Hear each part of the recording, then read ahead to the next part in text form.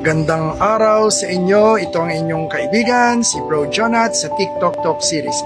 Minsan iniisip mo kung bakit mayroong isang kaibigan na ipinakilala mo sa isang kaibigan, pero yung kaibigan na yon ay nawala na sa iyong buhay. So iniisip mo sana hindi mo na ipinakilala itong kaibigan na ito sa isa pang kaibigan. Pero dalawang bagay na lang ang iyong isipin. Una, magpasalamat ka dahil nakatulong ka na ipakilala ang iyong kaibigan sa isa mo pang kaibigan marahil meron siyang mga pangailangan na magmumula dito sa isang kaibigan.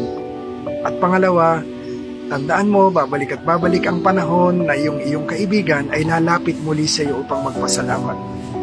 At siyempre, alalahanin mo at magpasalamat ka dahil ito ay senyales na ikaw ang taong maraming kaibigan. Hanggang sa muli, ito ang inyong kaibigan, si Bro Jonat sa TikTok Talk Series.